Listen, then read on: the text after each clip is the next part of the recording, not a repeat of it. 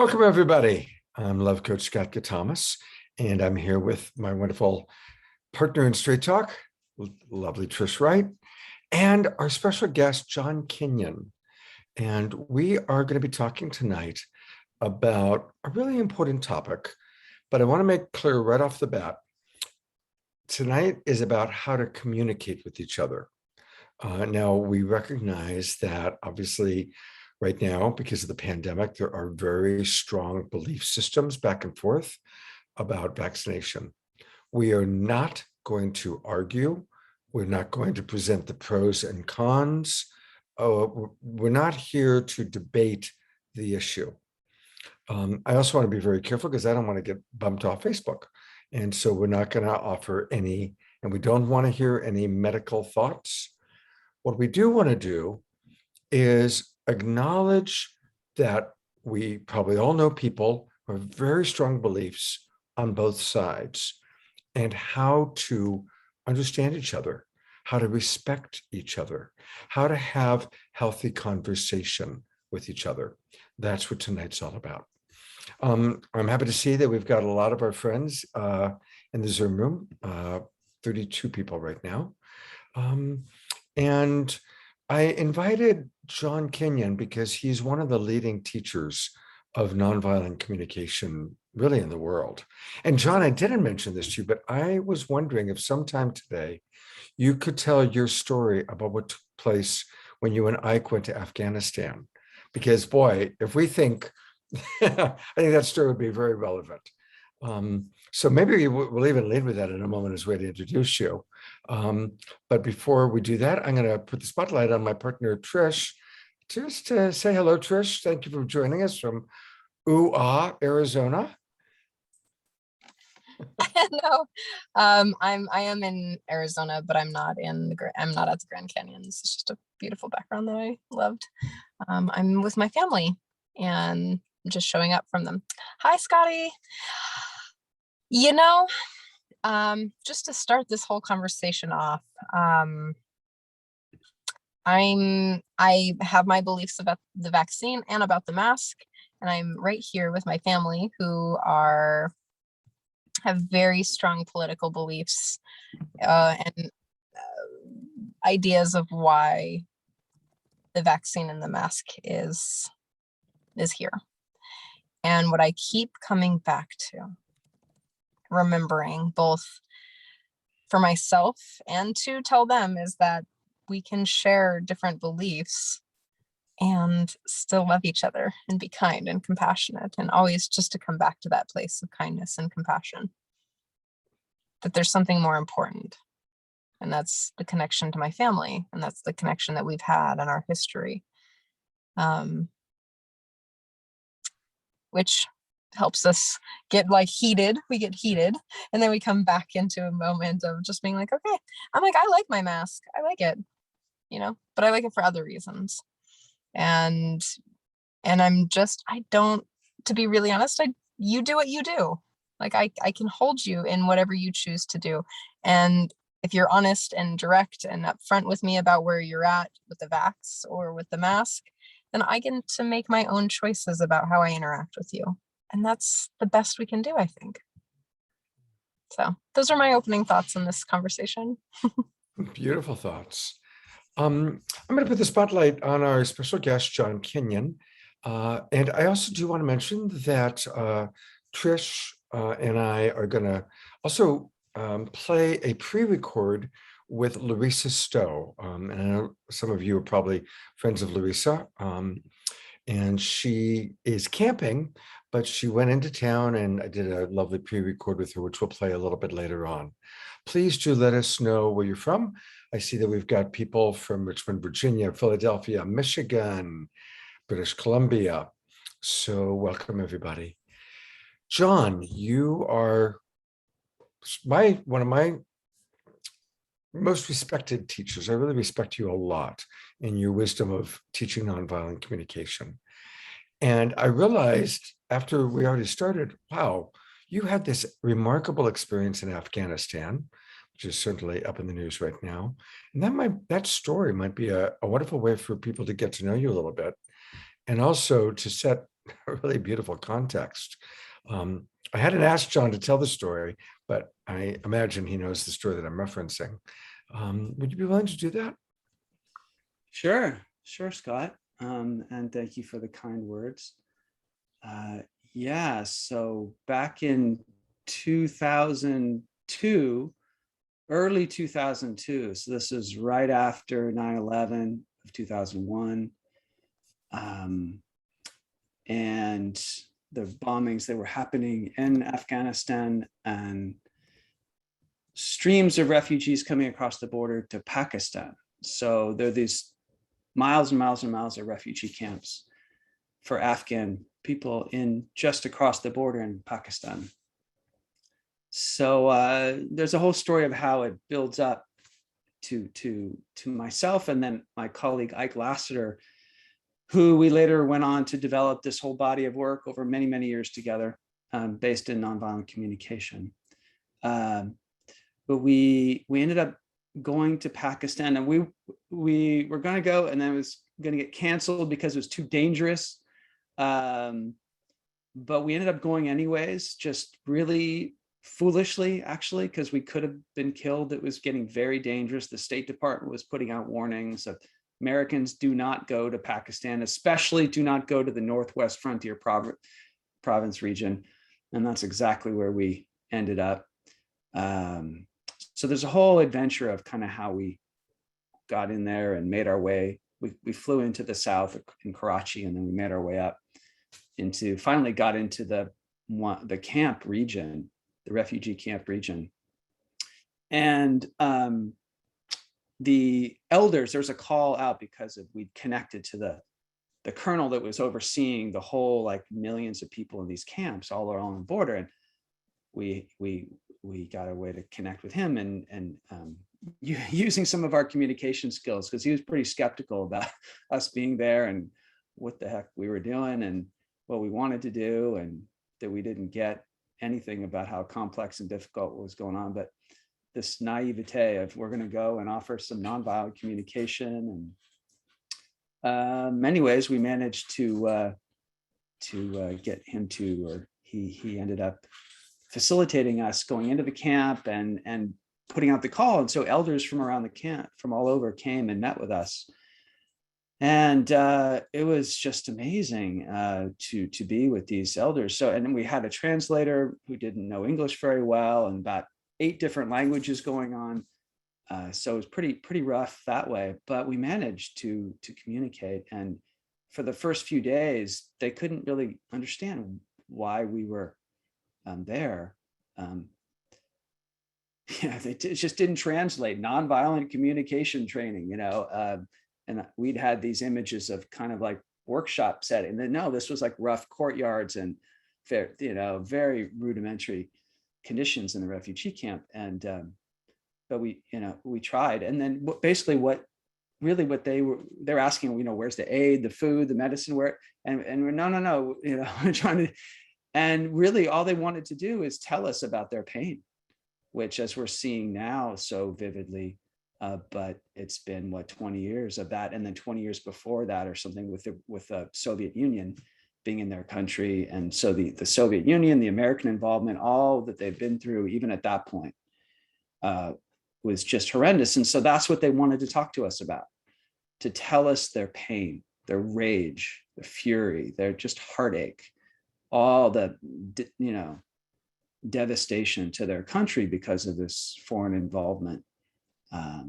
So we ended up just basically listening and reflecting back what we were hearing. So using the skills and the tools we'd learned from our mentor, Marshall Rosenberg, founder, creator of Nonviolent Communication. And it was amazing because, again, through the translation, it was pretty spotty, that we were actually communicating very well back and forth, but we could tell just through the nonverbals and the faces and the tone of voice and the eyes. And so there was this urgency and all this like coming through the translation, but the body language was really intense. And then we could tell that our understanding and then our empathy, we were repeating back what we were hearing, particularly in terms of their feelings and their needs for care and respect and safety and all these deep human needs were so badly unmet through all this US and other involvement. But we could tell when they felt heard, because then they would get quiet for a moment. The person who was speaking would be very agitated, and then we'd show this understanding of feelings and needs, human needs. And then this quieting. And sometimes they're sitting back, and even the moistening in their eyes, like they were getting heard, they were getting listened to by people they saw representing in some way the United States. So this went on for 2 days. That we at times tried to say, we got some other things we'd like to show you, but no, they just wanted us to listen and hear their pain, deep, deep pain. So we did 2 days. And then on the third day, in the storybooks, right? In the third day, magical things happen. And it did for us and they've been very hospitable, even though there was all this animosity towards America, because we were there as guests. They treated us with incredible hospitality. They brought us into their homes and they fed us, and they were just really gracious with us. So on the third day, one of the elders came up to us in the morning at the very beginning of the day and said, would you like to come to the mosque and see how we pray? Because that was this invitation, right, of hospitality. And immediately, so this morning, there was about 40 elders in the room. And that then suddenly, before we knew it, this conflict broke out, because at least half the room was not okay with that idea. These are, infidels, unbelievers. They can't come to the mosque. That's wrong. That's bad. And yet some of the group wanted us to be able to experience that. So this was really starting to heat up. There was like serious kind of conflict starting to brew in the space, and there are different tribes in the room. And again, this was like a dicey moment of, this could have been dangerous, but luckily, and I looked over at Ike, and Ike looked like wide-eyed and looked scared. And because I was so kind of naive at that time, I just got excited that we finally had a conflict. We could show them something about mediating conflict and dealing with conflict. So I got everybody's attention and quiet, and then it's like, can we use this situation and mediate? Can we show you something else about why we're here by working through this conflict together? And they actually agreed and got one representative from each side, one that represented the group that didn't want us, that wanted us to come to the mosque to pray, to witness, and the group one that represented, no, that's not okay, that's wrong. And it took a while to, through so much translation, but basically what happened was just did the process of like listening to one to say the side, the elder that was, why do you want us to come? And, what needs, and listening for those needs. And basically it was, I bet, those listening right now can imagine, behind wanting us to come to the mosque, what human needs would that be? Yeah. To share their culture, their spirituality, a form of hospitality, a form of connection, a form of learning and care and all that. But so hearing those needs and understanding them, I think understanding better them and their culture, and so those needs. And so got those needs finally from this one, and then went to the other guy and said, okay, could you say back what you're hearing? And of course he couldn't do it. He'd say, no, but that's wrong. And you can't do that. You can't come in. Okay, all right. But would you first, before we hear from you and what you want to say, would you let him know what you heard, and particularly the needs that he has, the needs that he's expressing? And so finally, with what we call kind of pulling by the ears, he did. He said those needs back to the first person. And then, do you feel heard? Do you feel like he heard you? Yes, he heard me. Okay, great. Now second elder, what is it you want him to hear? And then it's not right. This is against, tradition. And that's, so what you can imagine, maybe as you are listening to this, what human needs are behind that, right? Respect for the tradition, safety, security, those kind of needs. Right. But instead of up in the head of judging what's right and wrong, it was about what needs were behind that. The needs behind the no. So finally got clear with him what that was, and then went to the first person. Would you now say back what you heard him say? And of course, he couldn't do it either at first. He's like, yeah, but. No, so hold on. Can you just say back what you heard him say, and what he wants, what his needs are? And finally, he did it. Do you feel heard? Second one. Yes, he heard me. And then once both of them felt heard at that level of what we all need and share as human beings, I turned to the whole group, because other elders, the rest of the group was watching from the in front of us, about 40-ish elders. So I turned to the whole group and I said, does anybody in this room not have all of these needs? The need for hospitality and sharing of culture and spirituality and learning and the needs for safety and respect and security and honoring of tradition. Does anybody not have all of these needs? And there was this pin drop silence. And then the smiling and nodding, like they're getting that. Okay, got it. Then I actually turned to the whole group and I just said, how about we all work together and we see if we can find a strategy, a way to meet all these needs that everybody agrees to? Can we try that? So again, kind of some silence, stunned silence, and then, okay, all right, sure. And it actually, once we got clear what the needs were, it didn't take that long. A few iterations of ideas came, and ultimately, what it was. At first, it was like, okay, how about we go, but we don't go near it. We just look from a distance.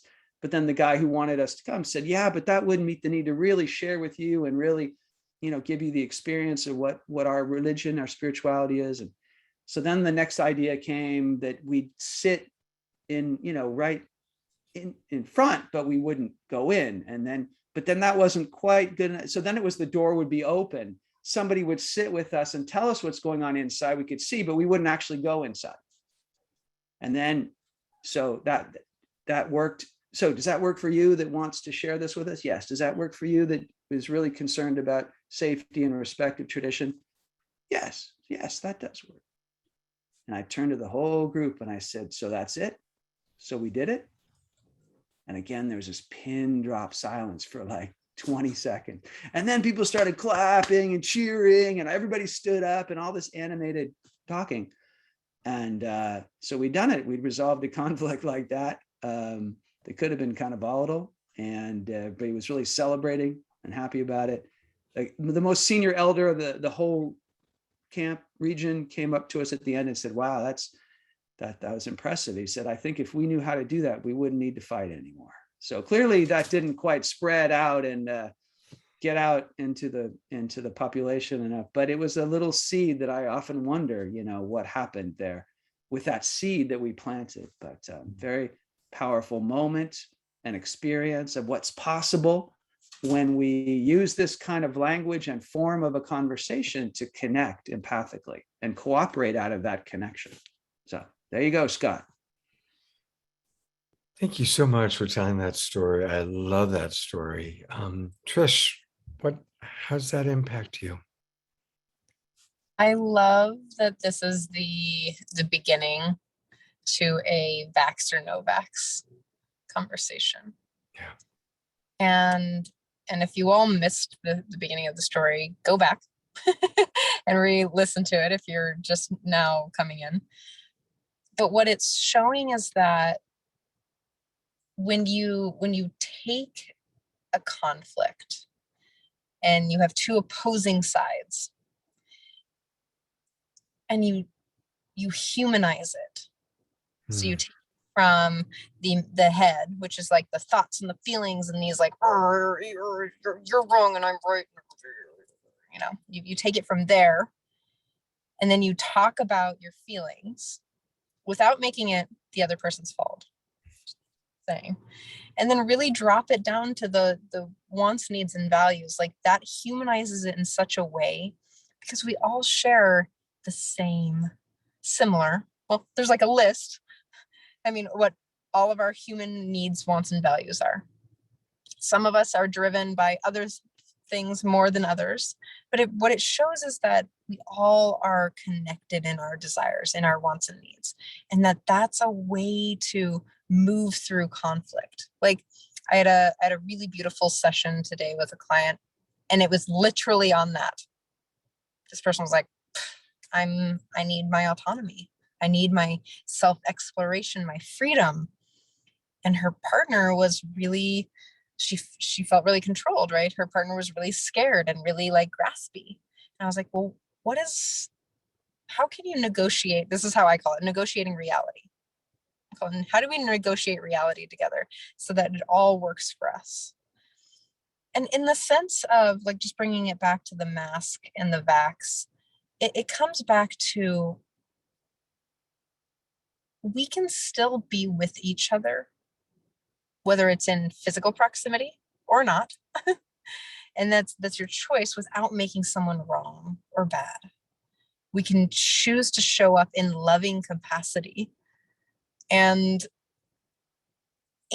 choose our own, like how we move through the world. So can I use you, John or Scott, as an example? You can use me if you want. Okay, so let's say you are I'm just going to give a totally random, I have no idea what your stance is.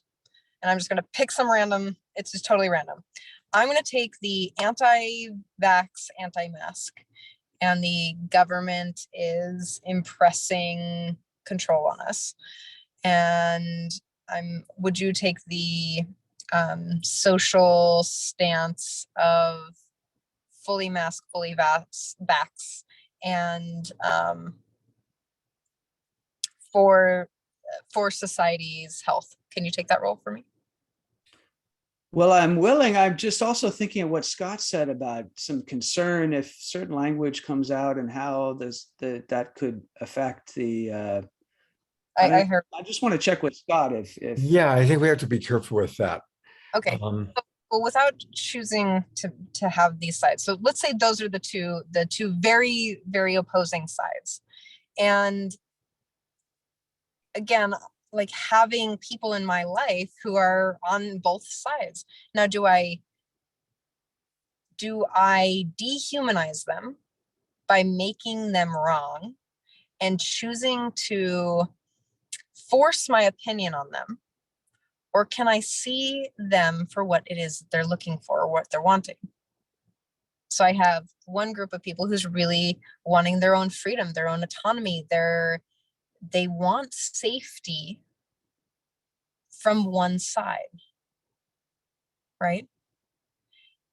On the other side, they also want safety. They both want safety. It's the strategies to get your needs met, which kind of like fiddle with the ways that we move through the world, right? This is 7.8 billion realities on the planet, and there's pretty much like I can't even fathom the number of how many strategies there are to get their needs met in just one person and just this person. Like there's so many strategies, right? There's so many strategies for John and so many strategies for Scott and maybe you out there. And it's like that, finding that balance where I can just hold John in his belief and being like, oh my God, I see your desire and your longing for safety. And this is how you're going about finding that or your strategy to get your needs met. I'm going about it this way. I'm going to go and put my mask on and I'm going to do these things and I'm going to wash my hands. And that's just the way that I'm going to do it. So is this all making sense to you all who are watching? Is this helpful? I'd even add to like even freedom. I can imagine for both sides of that conversation, the different ways that you want to experience freedom, even like the freedom to, that could be impacted by getting sick or being worried about things. So that I could often in my experience, because I do a lot of mediating of conflict in the world, that especially when a conflict's very intense, that often the needs are very similar, even the same.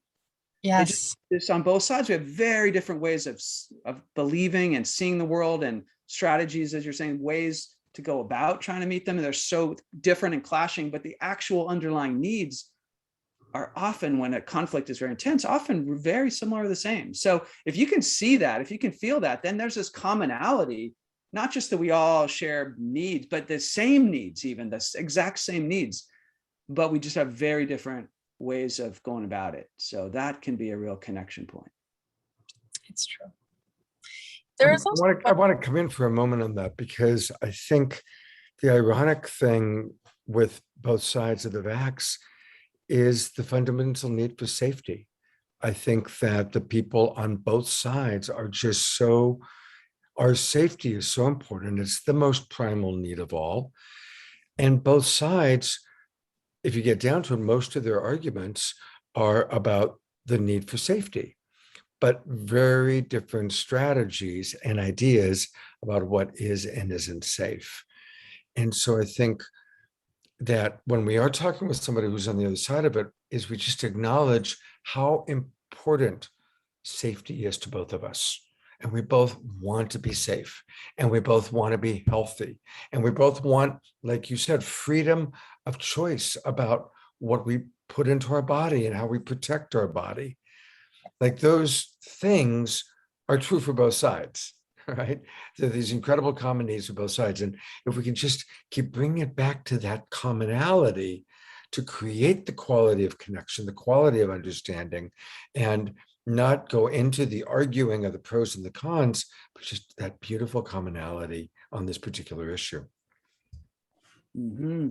Can I share a little bit about my, Trish, if you felt kind of complete where you were going with that? Just, I've been doing this work, and Scott, you did one or two sessions on this across the aisle for about a year now. So if that's okay with the two of you, there's a few things from that work I'd like to share with you. Yes, please. So yeah, I started doing this about a year ago when the election time started really heating up. And I've been doing it ever since for a year. And what I've found is I've continued to do it is it's three things are really important. Like, we've talked about getting to the commonality of underlying needs, but I've actually found there's another thing that can actually be very helpful, difficult. So it takes some kind of trepidation and courage, or really fortitude of doing this, but it can be very powerful to try to hear and understand each other, to like go towards where we have differences in a way, but with the intention to try to really understand the other side. Because so often we want to convince and kind of argue about the facts or what to do about things. But if we can really just shift to putting agreement or disagreement to the side for the moment, just saying, okay, here's what's true for me, but let me try to hear what's true for you, even if I totally disagree with it. Can I do it? Can I step into your world, hear how you see things and believe and feel, even though it's really different than me, right? And if we can do that for each other, like really go into our differences and really hear and acknowledge, then drop under to find these commonalities like safety and freedom and health, and like, that combination I found is very powerful. And it's and again, it's not easy to be with things like other people's perspectives that we get very triggered by, that we think is so wrong and so incorrect and false and just bad and dangerous and harmful. And but if we can get, that idea of just being able to really hear and understand without agreeing. So it's not about agreement, just, and then get to where we share the same underlying commonality. And then from that place, we can, I think, cooperate on, okay, what can we agree on? What strategies can we do together instead of getting caught up in where we disagree? And I just feel like that's the hope for humanity, and not just around vaccinations, but all the climate change or whatever it is that we're having differences around. We're in a kind of post-truth world where information is such that we're just rarely agreeing on once we're in our camp and our silo. But if we don't have to agree, even on basic facts. We can hear each other in our differences. We can connect on our commonalities. We can then cooperate on what we can agree on and what to do about it. And I just feel like that's the way forward, and not trying to convince each other of what the facts are and the science and the truth. And it just seems like that's not working very well. So this gives me hope, and I've had a year of doing it, and it's been incredibly powerful, the experiences of what happens for people when they do that. John, how can people participate in Across the Aisle? So right now it's on Wednesday evenings. It's going to, in a week or so, after next week, following week, it'll be on Thursday evenings, 5 to 6:30 p.m. Pacific. You can go to johnkinyon.com and my events page, so /events. But the information's there and you're welcome. It's an open, free group space. Anybody can come, and where there's a process, a structure, these 4 questions that we ask the people expressing their viewpoint to use. What's the topic? What what belief or meaning do you give? How do you feel? What emotions in your body are going on when you think about this? And what do you want? What do you want personally? What do you want universally? So there's a kind of structure of how people can share their experience. And we ask people, the next person who disagrees, if you disagree, to say back what you heard. So it's a structure that really supports practicing this.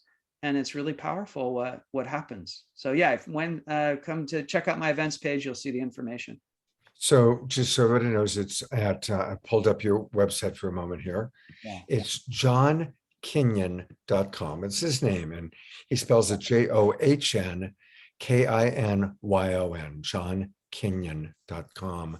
And then once you go there, if you go to the events page, right, you click the events page, and that hopefully quicker than my computer. There we go.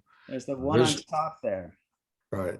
There it is. Scroll down a little bit and it's right there. Across the aisle.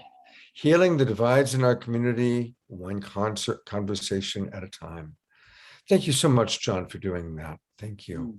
Yeah, well, thank you, Scott. You've hosted a few of those conversations, and it's been wonderful to do it in the format that you've hosted as well. So thank you for that. My pleasure. We've got 55 people with us in the Zoom room, and I really want to hear from some of you. So please, any thoughts, comments, questions? We want to hear from you. Again, we're not going to argue today, but we're going to talk about the dynamics here. Trish, what's alive for you in this moment? I'm just feeling really grateful that there's teachers in the world who are focused on compassion and understanding each other. And I know that we can get really attached to our beliefs around protection and safety for others, as well as ourselves. And I know that that's some of the conversation, right? Like, if you don't do this, or if you do this, then you could be potentially hurting someone I love, or you can potentially hurt me. And there's a lot of blame, shame, codependency, victim triangle stuff in this whole.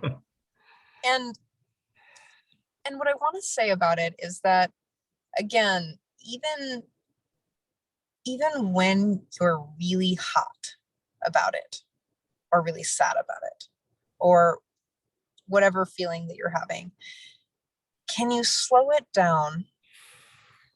Can you give yourself empathy and compassion? Can you take a time out with that person? And really, giving yourself empathy and compassion so you can come to your own understanding of what your needs are, and speaking from that place, instead of saying, Scott, you're wrong because of whatever, but being like, hey, Scott, my need for safety, protection, and for freedom, and is really up, and I'm really scared that my grandmother's gonna die. That coming from that place right there is so it's so beautifully vulnerable that it's like, oh, I can see you there, right? And then it gives an opportunity for Scott to reply in a loving and compassionate way. Like, I'm not arguing with people on the internet. I'm sharing my truth with people that I love, sharing people in my community, in my family, who share different beliefs. And so that's one of the ways that I've done it, is like, okay, I see that you're hot right now. I'm going to take a step back. I'm going to really get into my own self-sourcing, and then come to you and say, hey, this is why I'm so hot. And why are you hot? What's going on for you? What's really alive? What's the truth for you? Because I know that. So just kind of reiterating what both you and John said in a very Trish sort of way. I want to read some comments, and please let us know the comments. And thank you, Trish and John. I love you guys both very much. I'm really glad we're doing this. Barbara writes, I love that even though my husband and I have been married 28 years, we are entering a whole new phase of communication. During this time of chaos, we are making sure that we are using our communication skills, and it's a place of love and safety. So congratulations, Barbara. That's beautiful. Carol Weekly writes, I totally get the safety issue and the need to understand other viewpoints. However, I have difficulty with the non-vaxxers refusing to wear masks. Where is the safety issue there? It's a tricky one. That's a really tricky one. And I want to hear what Trish and John have to say. I'll offer a thought. My perspective is that none of us know the real full truth. We all have our beliefs. We all have what we've read. We all have a certain fraction of knowledge, but it's a fraction. Even the top scientists don't know for sure a lot of the key things, right? And then what happens is if we are in an echo chamber, if we're getting our information or our news from people that have very strong belief systems, then it loses its objectivity and it becomes collecting evidence to support a belief. My belief is that none of us know what the full truth is. None of us really know what's going to happen with vaccination or not, or with the pandemic, how long it's going to last, how many variants there are going to be. If the vaccinations turn out 20 years from now, we look back and go, oh my God, that was a terrible thing. Or we go back and go, thank God for the vaccination. We're not going to know for a long time the real truth. So let's not argue about what we don't know. We can talk about what we care about. We can talk about what we believe and why we believe it. And as all three of us are saying, let's just talk about, we all want safety. We want health. We want harmony. So that's kind of my thoughts, and I'll see what John or Trish have to say. I have a thing to say. You do? Yeah, go ahead. Yeah. Because of my work in dissolving codependency as in the world, because there's a lot of us that are taught to behave in certain ways around love and responsibility in relationship. And so for me, that conversation comes back to my personal responsibility.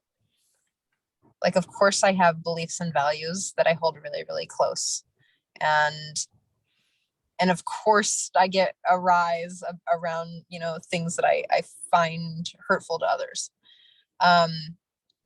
But when I do show up in a place of like, okay, what responsibility am I taking for what's happening in the world? Like I have zero control over people and what they do, whether they want to wear whatever they want to wear or do whatever they want to do with their children or their bodies or whatever. Like I don't have control over that. I certainly don't want control over that. Right. So if I can just show up from that place of like, okay, you know what, those people they don't want a mask. They don't want to vax. It's their choice. I can hold them in that choice. I'm going to choose to do the things that I'm going to choose. I'm going to mask and take responsibility for myself and the people that I surround myself with, because that's the only thing that I can do. But I can respond lovingly to the people who have different views than me. I don't need to make them monsters, because that's just not helping, I don't think. Okay, and rant. John. Yeah. So what's coming to me is that, just getting to our needs is a really important first step, because a lot of times we're just not even conscious of that. We're in our judgments and beliefs, and we haven't really dropped down to what we care about, what we want, what we all want. But I feel it's sort of this expanding circle in a way. And we often start with what I need and what I need for me and the people close to me. But if I'm indifferent, if I'm having this difference with somebody, can I extend that sense of, say, safety, that we both want safety? And can I care about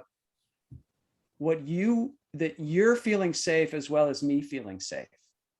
Because sometimes when we're polarized like this, we lose track of, like, we don't have to agree with each other's beliefs about things, but can we work together in a way that I care as much about you feeling safe as I'd like you to care about me feeling safe?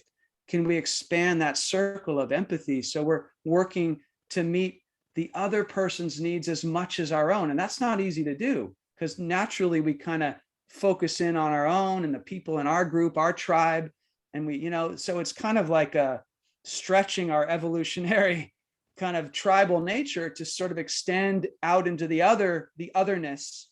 And like, can I care as much about your, and again, we have different strategies, right? So but still can I care about you feeling safe as much as me? So that's one thing. And kind of related to that, if I'm talking about to somebody I really disagree with on this, can I talk in a way that's not like saying, I'm trying to convince you, but I just want you to really hear me. Just hear what's true for me. Try to understand my world, even though I might think I'm right and you're wrong, but can I let go of that and just like, I want you to just understand me, just like I'm going to try to understand you. So we can do that. We can give that gift to each other. And my experience is if we can be heard that way, but if we can hear the other person, really hear them, even if we clearly don't agree, my experience is those guards drop, that sense of resistance and wanting to push away just softens, because someone goes, oh, you're actually really trying to understand me, even though I know you don't agree. Wow. Then that defense mechanism drops a bit, and there's just more openness to exchanging some information. And I just feel like these are the kind of things that I found incredibly useful. And yeah, it's just, you never know what's going to happen in a conversation, but these are the kind of things I find really can make a massive difference, no matter who we're talking to. Absolutely. The choice to be curious and seeking to understand each other instead of trying to be right. I want to read a couple more comments. And thank you. I love that we have the group that we have tonight, and I'm really appreciating what you're sharing. Rosemary writes, thank you for the perspective that what each desires is safety from their own point of view. That realization is making it much more comfortable in disagreeing with those who have a differing view. So easier to manage it, I imagine, is what she's saying. Marcia writes, if we genuinely make a choice that we feel deeply right with, at home in, safety for us will follow. This is a law of manifesting. Also, very useful if teaching to talk about human fear manifesting as aggression, retreat, freezing, easier than to experience vulnerability. And yeah, it's like when our reptile brain takes over, we perceive the possibility of attack, not attack itself, just the possibility of attack. Reptile brain takes over, boom, when fight, flight, freeze, or fawn. And it's very hard to connect when we're in that place, and impossible when both people are in that place. So it's like learning how to compassionate understanding. And the quickest way to get someone out of reptile brain is through empathy. When we empathize with a person who's been abducted by the reptile brain, that's where they can relax and feel safe and feel heard. But if we argue with them, we're pouring gasoline onto the fire. Mm-hmm. I'm so grateful for both your perspectives this evening. Thank you for being stand up. But wait, there's more. There are the three of us, and there is Larisa Stow. And I think we're at about time for me to play at least part of my video with her. I know that, Trish, it's your last night with your family. I always love you staying, but if you wish to be excused, I absolutely respect that. What do you need? What would you like? Well, I'll say my final thoughts, and that is to remember to be compassionate. That those people that you've put over there are also human beings, just like you, with wants, needs, values, drives, desires, dreams, and families. To really just come back to that place of safety and connection there. Remember connection, remember compassion. Thank you, John, and thank you, Scott. And I will be listening to the Larisa Stow piece. Great. All right. Love you, Trish. Bye, Drive Trish. safe. Have good travels out there. All right. John, are you going to stick around? I will stick around. I might put my camera off, but I will be here listening, and then maybe we'll come back at the end and say a few things. Up to you, Scott, however you want to do it. But Yeah, I would love that. In curious. fact, what I think I'm going to do is the Larisa Stow is about 26 minutes, and probably about halfway through, I'll stop it, come back, take some comments, chat with you a little bit, and then we'll play the final half of her video. Beautiful. So here we go. I know a lot of the people in our chat box are friends of Larisa. She's one of our regulars, and we have probably a Shakti Love Warrior, a Shakti Love chat box. All right, here is Larisa Stow. Hey, everybody. I am so grateful that I get to be with one of my absolute favorite human beings, Larisa Stow. And we've been doing a little bit of work together recently, and the subject came up about people polarizing about different things, and especially about the whole vaccination issue. Larisa, what has been your experience, and maybe even your pain, and what you've observed with our global family and our friends? Well, what's been really challenging for me is experiencing really loving, kind beings, having such, how do I say this? You know, I always try to say this in a nice way, because I'm like, Hostility, I don't want to judge the judge. You know, like, I don't want to polarize within myself here. When I experience a lot of judgment, you know, of others, and I'm going to go straight to it. I'm going to go like straight in, which is almost like a dehumanization is what I experience. And this is from both sides, you know, from both camps. I don't know why I was made this way, but I have, ever since I was a child, I've had this ability to be able to kind of see like a full picture, and be able to put myself in other people's shoes really easily. So regardless if I feel really strongly about something, it's very easy for me to put myself and see in another person's shoes and perceive. And what I think is really missing in this time is how we've attached so firmly beliefs and believing that what we're seeing and what we're perceiving is like the way, and the other side is not smart, they're ignorant, they're uncaring, they're selfish, you know, a lot of labels that doesn't take the whole person and perhaps even how they got there into thinking. And I'm not just talking about information, I'm talking what's underneath of why people choose the way they choose to perceive to begin with. Because, you know, we obviously have our ideas and our opinions about, you know, what is truth and what isn't truth out there. But what's underneath that is what brings people to certain a predisposition to perceive a certain way. I think there's a lot of misunderstanding, a lot of projection that's happening right now. And it's very concerning to me because of this piece of dehumanization. Yeah. You know, where it becomes way too easy to project our fears onto others, and to have a certain opinion of others, and to, through those opinions, to see them less than, Mhm. To see them less than yourself or others that think the way that you think. I'm so appreciating you saying that. And it reminds me of one of the things I learned from Marshall Rosenberg, which was never to make an enemy image out of another human being.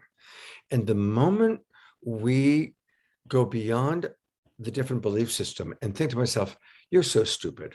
You're such an idiot. He's such a jerk. The moment we go beyond the difference of opinion and make the other person wrong or an enemy, and like you've said a couple times, and those are powerful words, dehumanizing, Yes. right?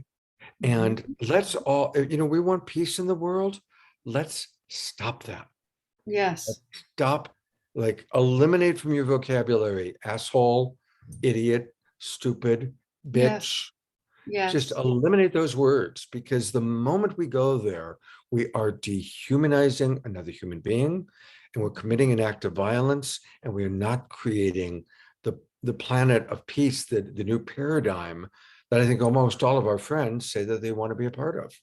That that is it.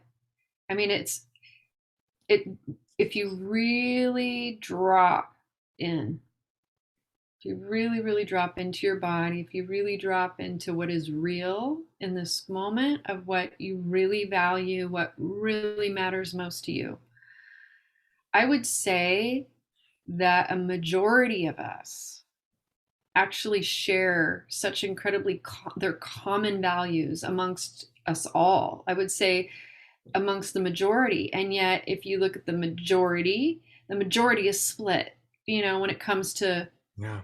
to how they're perceiving and what they're believing about, if the vaccine, is something that you should do and you must run out and do it right now to protect everybody that you love, or that you think that the vaccine, that there's all this other stuff going on and that it's not safe and here's all the reasons why. Like, beyond that, beyond ideas of wrongdoing and right doing, there's a field and I'll meet you there. And if you drop in, that's where we need to meet, is in those places of like what really matters most to us. Because I do think that a lot of it comes down to safety. That, Absolutely. and I think that's why we tend to project all these huge fears and start to dehumanize one another, is because there's so much fear there of Mhm. a lack of safety, um, Mhm. not feeling safe, and it, once you like tap into where people feel unsafe, that's where people start really lashing out.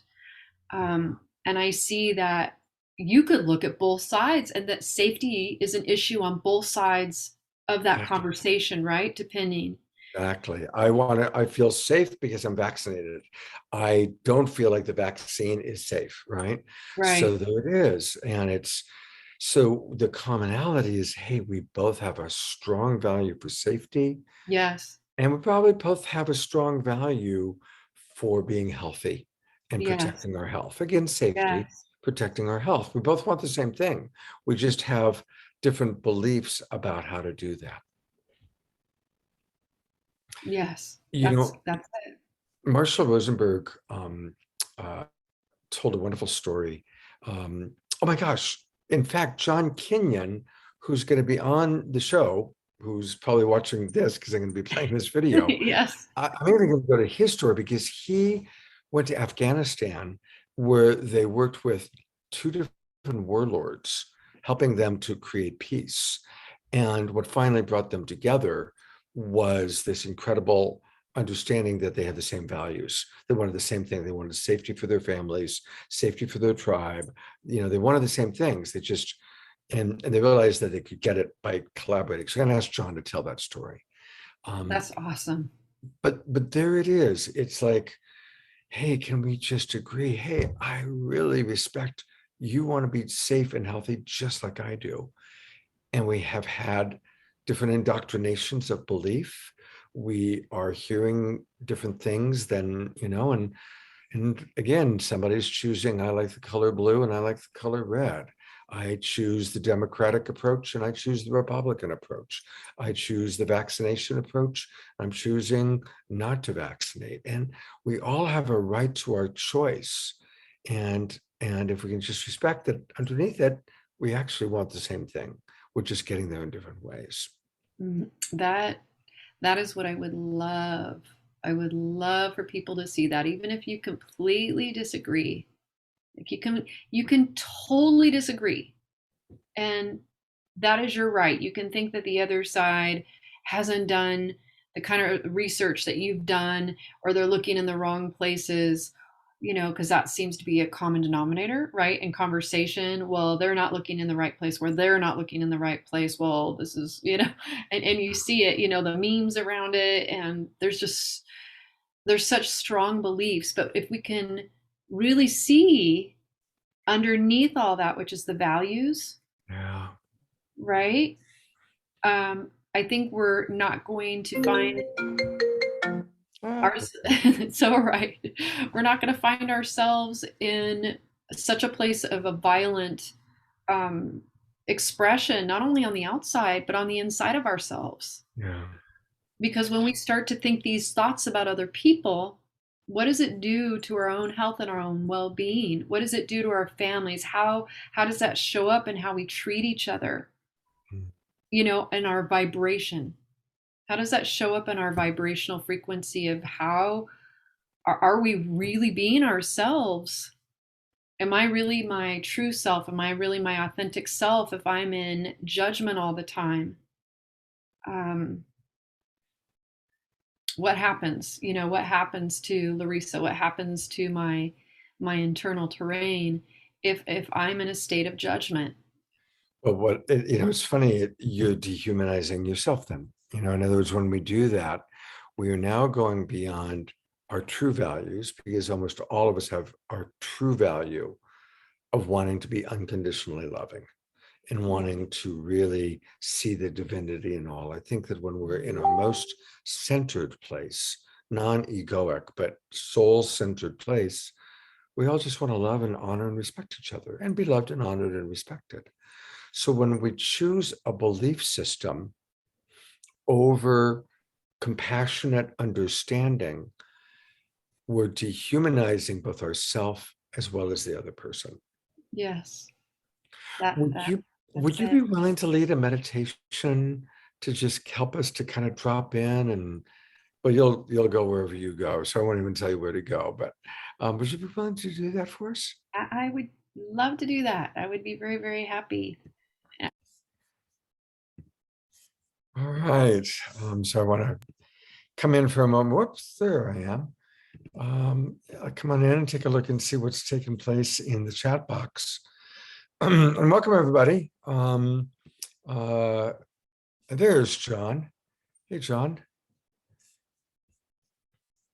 You were referenced, though. It's funny. Yeah. I had always heard that you had brought two warlords together. The story has evolved, so that's what I had remembered. Well, it was two elders, Afghan elders that were, this was elders from all over the tribe. So the most senior sort of upper levels of the communities that were in the camps. And so in a way, yeah, I don't know if they're literally warlords that we're hearing about in the news, but so yeah, that might have been a bit of a poetic enriching of the story there. Right. Definitely, they were leaders in the community, Afghan leaders of the community. It's a beautiful story, and a few people have mentioned that. I'm going to read a few comments from people, and then John, I'd love to hear what your responses to Larisa and what she had to say. Julian writes, do folks know of the Star Belly Speeches story by Dr. Seuss? So apropos to this topic. At the end of the story, the Sneetches learn to dialogue finally. This shows like the beginning of understanding that appears at the end of that story. Well, that's a beautiful thing to check out, Dr. Seuss. Barbara writes, remembering the fear that we have felt is the fear being felt by others. Beautiful, Barbara. Jesse writes, I love the safety awareness. I feel a real roadblock is the vocabulary. The current injections are, well, he's beginning to go into medical stuff, which I don't want to repeat because I don't want the Facebook bots to misunderstand. But I can kind of again state that again, well, he does say, hesitancy is actually a strong feeling of avoiding an unsafe action. Yeah. Yeah. The vocabulary is so challenging. So thank you for that, Jesse. Thank you. John, what's alive for you? Well, I really like how both of you went into the dehumanizing in different ways. That's such a important kind of, we can fall into that and not really even realize it, that we get these enemy images of even friends and family, that, but if they're on the other side, right, we can in a subtle or not so subtle ways kind of make others less than fully human for us, and start thinking all kinds of not very caring thoughts. And so I just really appreciated how you both sort of elaborated on that. I thought that was really useful and valuable. The other thing I noticed just pop into my mind somehow listening to you, I circled back to what the three of us earlier, and then I picked up on about freedom. So safety is obviously one of the biggest needs, and that we all have in both sides can kind of relate to that. I go, yeah, but here, we have different ways of looking at it. But I just realized that freedom, I'm just gonna pick up on that again a little bit more, because I thought I could flesh it out better. That on one side, it's like the freedom to not be controlled, to be told I have to inject something into me, or I have to wear something over my face, and I don't want to be told, I don't want to be controlled, right? That kind of autonomy, sure, but you know what, on the other side, I think there's a lot of freedom need as well. Like, I think part of the thinking can be like, well, if you aren't going to get vaccinated, we're going to be in this mess for a lot longer, and we're going to have to keep being distanced and quarantined and our lives disrupted. And if everybody could just do this, we could get through it, and we could be free again. We could live our lives again. We could go back to normal. So I think actually, the safety is an easier one, but even that need of freedom is on both sides. But I think that's not as often looked at as a kind of on both sides. We want freedom, and we have different ways of relating to that need. And again, can I care as much about how you wanting to be safe and free as much as I want to be safe and free, when we're in these two very kind of different tribes and camps? But can we care as much about those needs for each other, and whatever we could do together to care for those needs, even if we see the world very differently? So I don't know, that just came to me, that it's not only safety, it's these other needs too that we share, but we have such a different way of thinking about it. But once we see that we both want that, man, it can open up the humanization again instead of the dehumanizing. So I just that came to me, and but I really appreciated how you and Larisa really just spoke about all those things. Yeah, thank you. One of the things that, as you were talking just now, that came to my mind, and I want to acknowledge Mark wrote a really beautiful post in the chat. I'm not going to read the whole thing, but he's an artist, and if we don't resolve this, he doesn't have a job, because if everything's shut down, if theaters are shut down, he can't make his living. And of course, if we can just understand that for people that want to be able to have it worked out so that we're not all shut down, but we can go to the restaurant, we can go to the theater, we can go to the places that we want to go to, and the places that many of us work. So just, people's livelihood comes into play. So I want to acknowledge that. Yeah. There's another thing too that came up, which is that when you talk about freedom, I work a lot with parents who have teenagers, and oftentimes coaching teenagers. And of course, there's a primary dynamic between many parents and their teenagers, which is that a parent's primarily driven by the value for safety for their children. And teenagers are primarily driven by freedom of choice, independence, and autonomy. And then they can polarize, where the more that the parent doesn't trust that the teenager is going to be safe, the more strict they become, and the more the teenager experiences the parent as an authority figure to rebel against, right? And I think I've observed that I have an inner teenager, and I think most of us, there are certain parts of authority that we want to rebel against. Mm. And we rebel against it, and it triggers our inner teenager, that need for freedom and autonomy and independence and not being told what to do, especially if it's by an authority figure we don't trust. Mhm. And I appreciated the article you sent me, John, that talked about the trauma of all the different disillusionments that many of us have, not trusting the pharmaceutical industry, not trusting the government, not trusting the medical industry. You know, many of us have been traumatized at different steps of authority, not trusting police, not trusting certain political figures, or even the government itself, right? Yeah. And so it's important for us to respect that there is trauma about authority figures. And many of us have been traumatized. And when someone's been traumatized, don't argue with that, empathize with it, empathize and understand it, right? And it's funny, I just put a frame up today that says, I have reasonable, I forget the exact words, but it's basically, I question authority. I have reasonable doubts about authority, and I still got vaccinated. And I posted that because I don't believe it's bad to not get vaxxed. I'm not that far out. I chose to get vaccinated. And I also do recognize that I don't trust certain parts of the medical industry. I don't trust certain parts of the government. And I'm sure there probably or likely is something going on around mass vaccination that's funky. I don't know if it's the vaccine itself, or how it's paid for, or who's getting it and who's not getting it, and we're not going to argue all those things. But we can recognize the natural wisdom of challenging and questioning authority, right? While still making a choice to go along with it, right? I can question whether or not I want to pay my taxes. I can question where my tax money goes. I don't want it to go to the military. And then I make a choice. Am I going to pay my taxes or not? Right?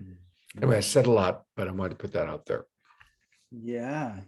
Well, the trauma, just acknowledging, the authority and trauma and all I like how you listed in all those different ways that so many of us can experience it, and just to have so much understanding, compassion for that. And you were alluding to, I think that's like, we're given lots of reasons to be skeptical of the lies that we get told by politicians and corporations. And oh my God, that just the level of a kind of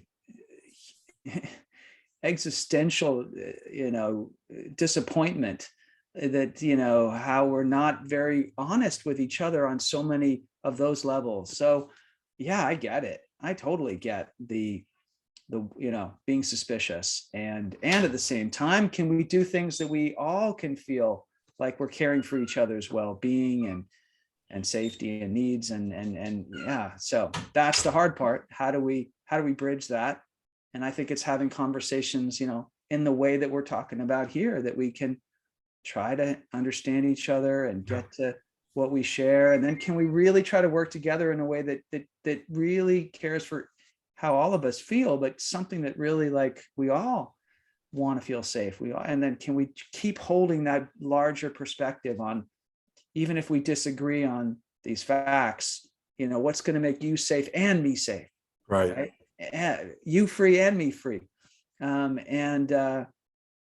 But there's so many reasons, of course, why we're experiencing this, right? It seems like all the layers of the dysfunction in our society are just getting stripped away, right? All the sort of, like, we didn't want to see all this, and now with the pandemic and a lot of other stuff in politics, that we're just like in the social justice and the inequalities, and it's kind of like it's just all erupting, that we get to see this dysfunction just so vividly now. And I guess that's what we need to do so we can hopefully heal it, get to the other side. And probably we have to go through a very rough ride of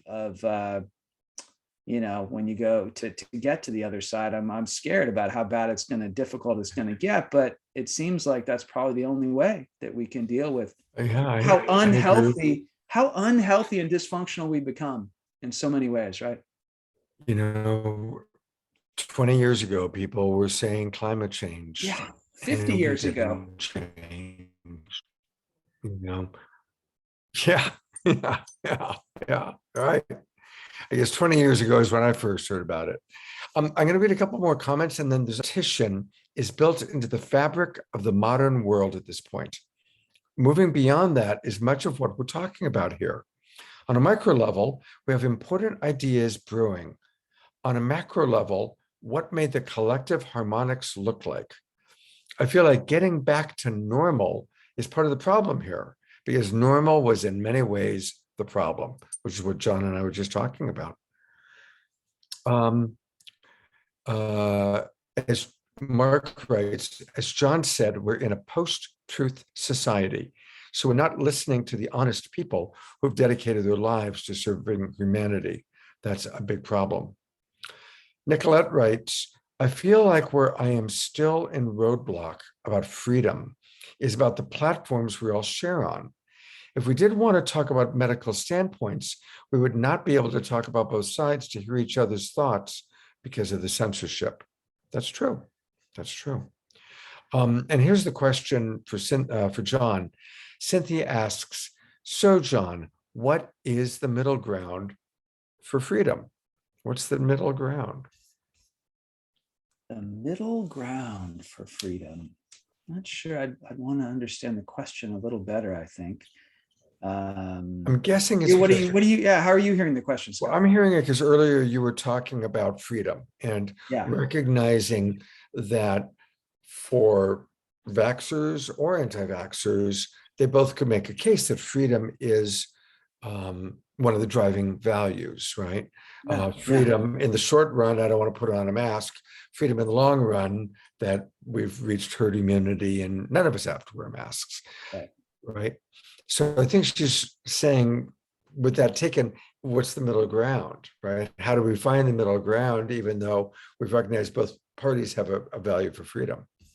So I think the middle ground is to what I've been, I'd probably just repeat myself, but that's how I would answer this question. The middle ground isn't compromise, that somehow we're going to agree, because here, that to me is the red herring.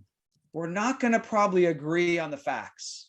And so to not try to look for middle ground there, but to look for the middle, can we hear each other's differences? And then can we get to, these say freedom?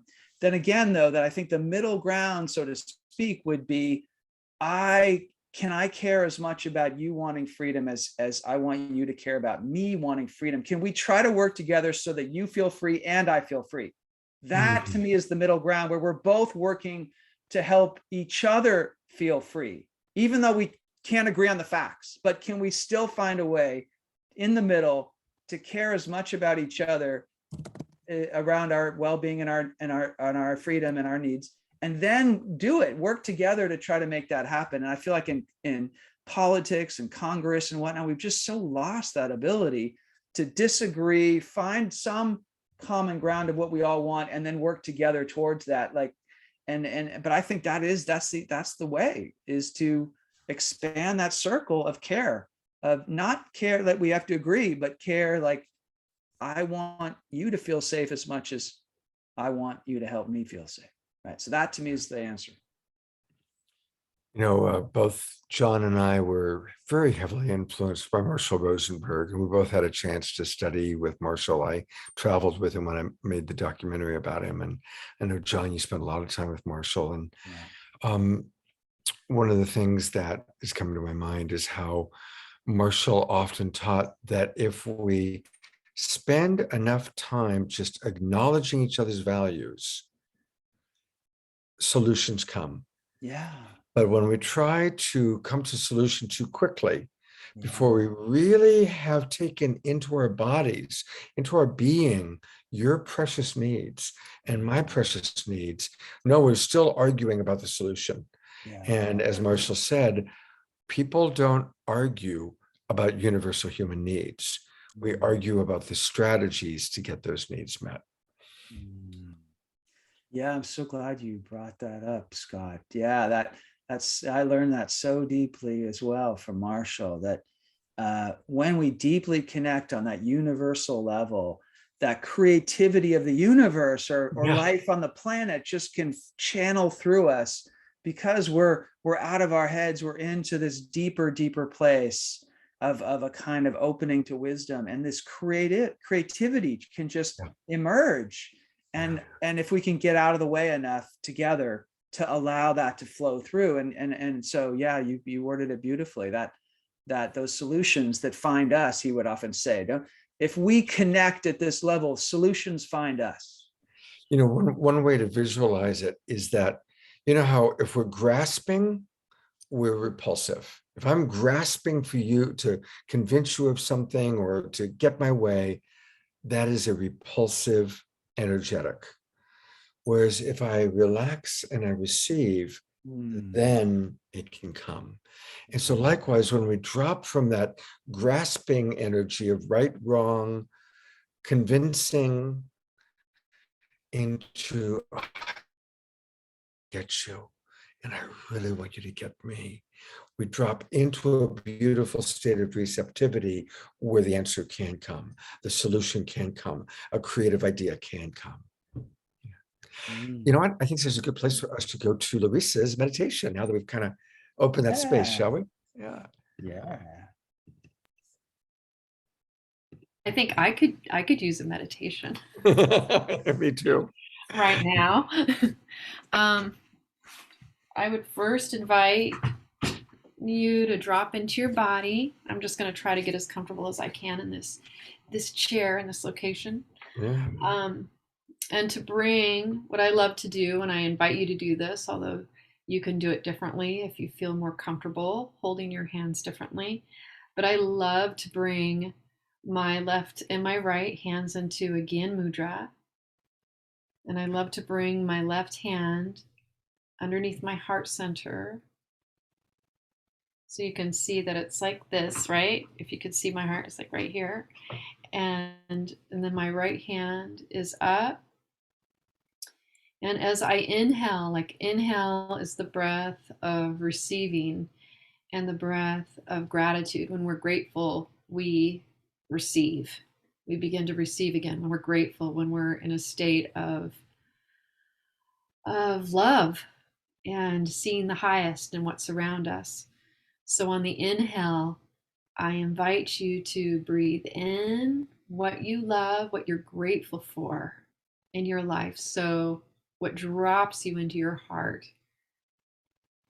be it your animals, your dogs that love you unconditionally, be it your beloved, your children, your lover, just feeling into nature, what that is, that just has you drop into the deepest gratitude, like thank you, life. Thank life for. And then on that exhale, breathing out that love. So it becomes this beautiful feedback loop of I receive, I'm grateful for, and I love and I give of this love that I am filling myself with.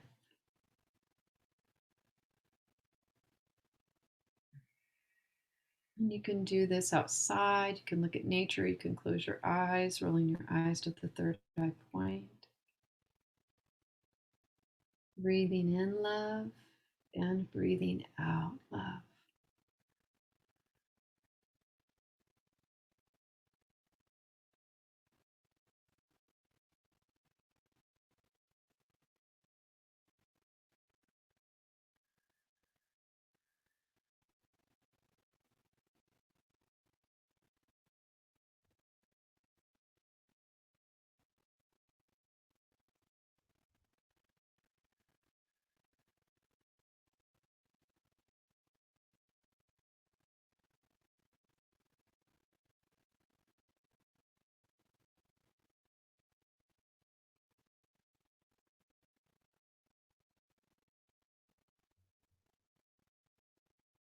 Just filling yourself up with that love and that gratitude.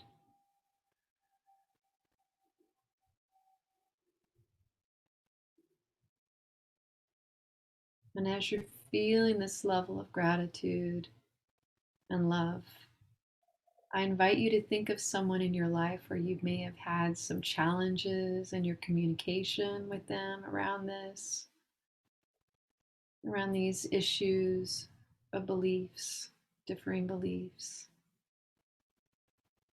And I invite you to feel into that person's heart, like what you actually do love about them, what you actually see as really beautiful about that person, where you've enjoyed your experiences and your time with them, where you really can feel their heart and their soul and the ways that they've touched you. And focus on that right now, breathing in gratitude for those times you've spent together that have filled you up, that have nurtured your spirit. And breathing out love, breathing that love to them, letting them know that even though you have these differences of opinion, you still can really feel them and love them and are so grateful for them.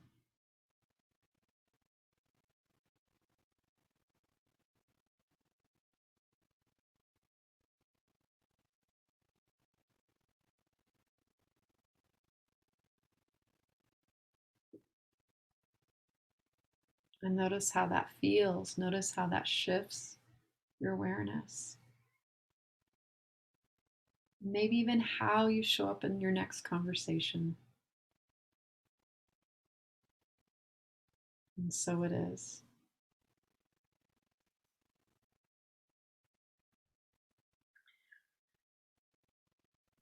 That was beautiful.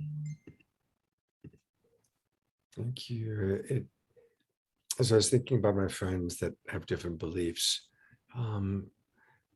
your words and your spirit just invited me to be curious. I was, oh yeah, I love when we're curious with each other. It feels so lovely to be curious with each other. Yeah. Mm-hmm. How do you see it? Why do you see it that way? So thank you. That's what that triggered for me, among other things, just the calm and thank you. You're welcome. That reminds me too. It's like, oh, this is what it means to be unconditionally loving, to learn how to love unconditionally. If we don't have these opportunities of seeing things differently, perceiving, believing differently from people that we care about, if we don't have that opportunity, we never get to fully experience what it means to show up in unconditional love. Yeah. To love without conditions. Like, I love you, I don't agree with you, but but I love you, and just because I disagree, it's not cutting off my heart. It's not shutting my heart down. Yeah. In fact, if anything, I have friends that we have different beliefs, and around this whole conversation. And what's fun for me is that we do share. Like, one of my besties, she shares with me, and then I share back with her, and then she shares with me, and I share back with her, and then we talk about it, and we still see differently, even though we're sharing, and we don't get mad at each other. Like, we've had our moments that have gotten a little like, we really want the other to see what we're seeing and how we're perceiving it. And the truth is, when we really allowed ourselves to be more curious, like you said, and to be in a receptive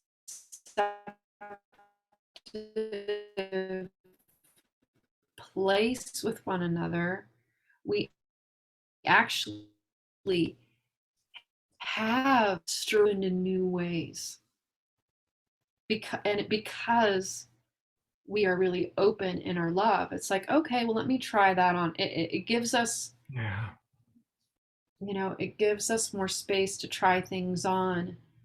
Whereas righteousness if somebody is just in their righteousness, I don't know about you, but that shuts me down really quick. If It's somebody not, is, it is not attractive. It is not attractive. And you know what came to my mind as you were talking too about that when you're in that beautiful exchange with your friend is what stops us from that is obviously the attachment to being right. And how important is it for us to be right? And is it more important to be right than to create peace in our world? Right? So, I mean, there's that famous thing, would you rather be right? Or would you rather be happy? Right? Would you rather be right? Or yes, would you rather have peace in the world? And, with bringing it specifically to the vaccine thing, I've been saying since the pandemic began for myself, I have no idea what the truth is. Absolutely no idea. Maybe what the anti-vaxxers are saying is completely true or completely not. We really don't know for sure. We don't know how our bodies are going to respond. We don't know if herd immunity is going to happen. We don't know how many waves there are going to be.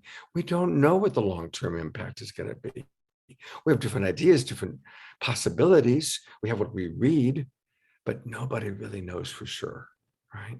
So if we can all take hands in this collective unknowing and like, wow, I think this, I think that, that's where that back and forth yeah, curiosity and exchange, like you were describing, is powerful. But let's all just take hands and walk through the forest together and see what's on the other side. Because we don't know what's on the other side of the forest yet. You're Lewis and I'm Clark. that's Whoops, what it somebody's feels like. coming in here and Sorry. um uh Doug recording in this room.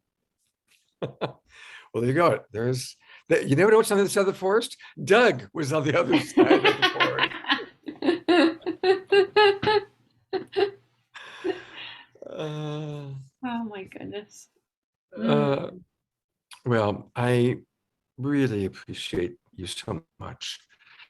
And And I a appreciate you, reminder, Scott. tell us about, yeah, it's fun collaborating. I'm really enjoying it. Larisa's Shakti Love Warriors. I'm going to put this focus on you for a moment. Tell us a little bit about that. It is a wonderful group on Facebook that since the pandemic has really shifted. It was a space, originally, it was a space where, I would say, Shakti Tribe's musical fans, it started out as that space. But when the pandemic happened, I got online and I had a download like from the get go from Spirit, and it was a very long, like it was something that was really clear for me at the time, and I had shared it with some people, and I was encouraged to get online and to share it with the community online, and I hadn't done anything like that at this point, um, and as much as I'm out in the world, singing, I'm still very shy privately in my, for whatever reason, it's just who I am. And so I was like, but I was encouraged to get out there and share it. One of my clients actually was like, come on, Larisa, this is at the edge of your comfort zone. And I'm like, it's one of my own clients. Like she's like, I dare you, as I dare my people to do things. I'm like, okay. So I put myself out there and I shared that download. It was like right around, I think it was March, St. Patrick's Day. It was right around St. Patrick's Day, like March 17th or so. And as I was doing that, sharing it, at the very end, I blurted out without even thinking. It wasn't a thought. I blurted out, and I will be here every day through the pandemic. We will do these meditations, and 11:11 to really ground and anchor this love in the world. And I don't know what happened to me. It just blurted, and I was like, what did I just say? How did that happen? How did that just kind of come out of my mouth so quickly? And I'm like, after, I stopped the broadcast, I'm like, I don't even know what came over me. I don't know why I said that. Oh my God, now I'm going to have to do it. And so I did. I like showed up, and I was never expecting it to last this long, but I really wanted to be my word, since it felt like it was a poke from spirit. Honestly, it felt like spirit was popping out of my mouth, rather it didn't feel like it was totally Larisa saying I it. totally know that feeling. I get it. We've shared stories about that, actually. Yeah. I am going to the Facebook page. So it's just, you go to Facebook, and it's Larisa's Shakti Love Warriors group. Every day at 11 a.m., kind of people gather, and then 11:11 really dropping into meditation. And it's a Yeah. beautiful, beautiful thing. And of course, some of you might, I'm sure a lot of you probably were with us last Monday when we saw Richard Chisholm out of his body, actually guided him with Larisa and everybody praying and singing as he slipped off into the next world. So beautiful thing that you're doing here. So everybody on Facebook, go to Larisa Shakti Love Warriors group, join. And Larisa, thank you so much for taking some time to be with us and finding a spot while you're on vacation in Monterey to come be in with us. My pleasure, Scott. I think it's an important conversation. I think that to have ongoingly. I think it's pretty much the most important conversation as a society that we can have right now, because as we know, the more we polarize, the harder it's going to be. It's as Leonard Cohen says, you want it darker. That song? No, I don't. Oh, It reminds me, though, I've said to people, never say the words, "It couldn't get worse." There's nothing that gets God's attention faster than, well, what did he just say? It couldn't get worse? Yo, right? yes. Yeah, I mean, Yes.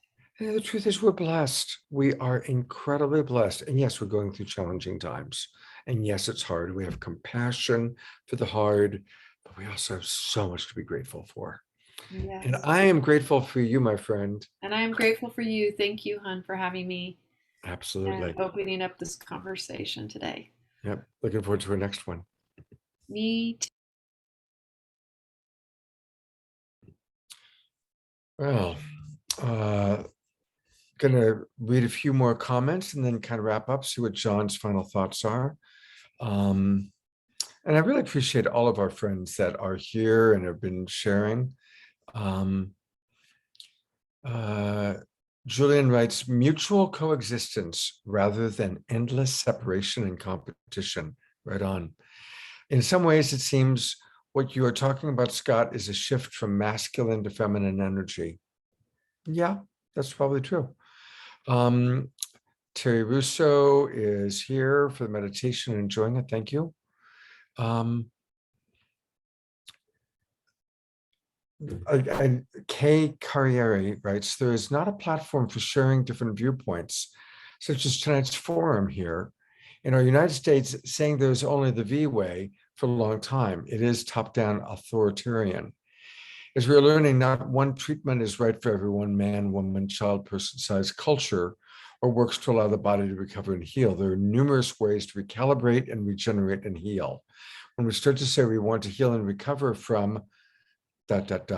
our healing and recovering of grief is different from one another. There's a good example.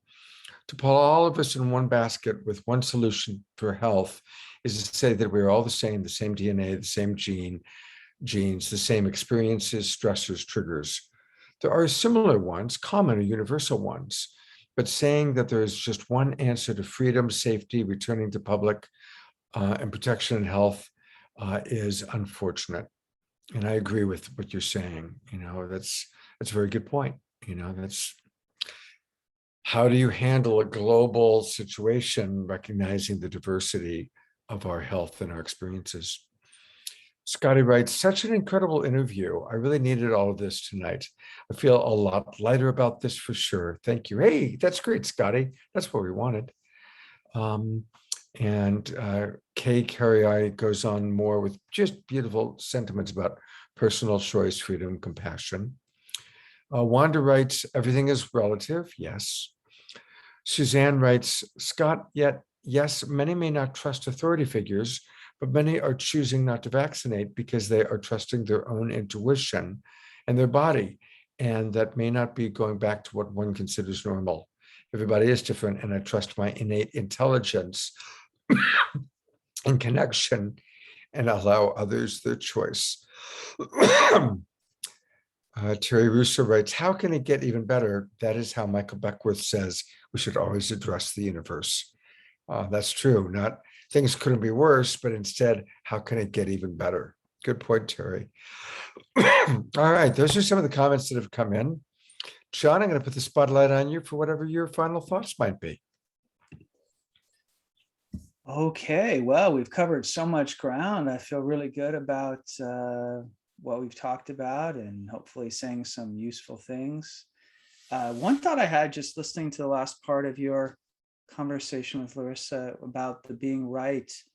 And I just thought a little nuance there could be if it feels like a bit too much to give up completely attachment to being right, that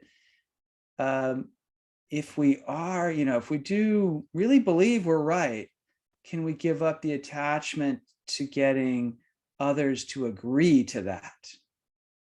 Can we just know in our hearts that we believe we're right, and let go that we have to get someone to agree and just to hear us and understand each other in our rightness that we may not agree on? So that might be a little bit more doable. But just so many things we've covered today. I'm just really glad we got to share, and that as a whole group here tonight. So I just appreciate everybody watching and or listening, and how we're trying to hold this really complex, difficult issues amongst so many others in the world right now, that this is a tough time to navigate as being human and trying to get to a more healthy, sustainable, just world. So thank you everybody who's listening for your role in creating a better world. And Scott, you're doing so much to put this wonderful energy and information and love out of the world. And I'm so grateful to you and such love for you. So thank you. Thank you, John. And people can get more John Kinyon by going to his website. It's his name, John Kinyon, KINYON.com. And if you click on events and scroll down, that's where you can register for his wonderful Across the Aisle event. It's been on Wednesday nights. I think it's going to be Wednesday nights for another week or two, and then switching to Thursdays. And this is a great way to really practice, to work with John on a regular basis, learning how to communicate about difficult issues. And I love that you do that, John. Another comment just came in from Wanda saying Steve Jobs trusted his intuition and lost his battle to pancreatic cancer, which could have been treated medically. That is true. I have a friend who had the same doctor as Steve Jobs, and that is a true story. And I hope I never have to have that choice of getting the diagnosis of cancer, deciding whether to do chemo or try a natural solution, because obviously there are miracle stories of people who have gone natural and have healed themselves, and there are stories of people that hasn't worked out. And boy, I hope I never have to face that choice. That's a hard one. Yeah, Terry just wrote, it's a tough choice. Hey, I also want to invite everybody. I do 3 shows every week because I'm a crazy man. And tomorrow night, of course, it's Saturday Night Alive for the Global Peace Tribe. That's all of you. And we've got Greg Braden and several other amazing musicians, presenters. It's all about the new science and how the new discoveries in science are creating a new story and a new song. It's going to be a beautiful, beautiful show. So join us. Join our Zoom room, register globalpeacetribe.com. Come on in for the early Zoom room show at 5:30, and then the main show starts at 6 o'clock. And it's going to be a good one. I really enjoy when we have Greg Braden on the show. I think this is the 4th time, and he just brings so much wisdom. I also do a show every Sunday, my Sacred Sunday show. And this Sunday, it's all about the healing power of art. Mariela de la Paz, talking about cancer, is dealing with very significant cancer. And she's an amazing artist, and talking about how her artwork has helped her through her cancer journey. And then also Nina Gray Porter, one of our favorite musical artists. She's sang on Saturday Night Live many, many times, and talking about how she uses her art, music, to heal some of the issues she deals with around racism and social injustice. So that's Sunday morning at 10 o'clock, and please do join us. If the show was valuable, share it with your friends. Pop it on your wall. This is how we get this out there. John and I are doing this for free. We're doing it because we want to, get the word out. So please do share our work out with your friends, with the audience. Say, hey, I watched this and I got some good stuff out of it. And thank you, Julian and Terry. Thank you for all the compliments. Thank you, John, for joining us. And let's all have a beautiful weekend. And I look forward to seeing all you soon. Good night, everybody. Good night, everyone. Oh, I want to save the chat, and I'll send it to you, John. Okay, there we go.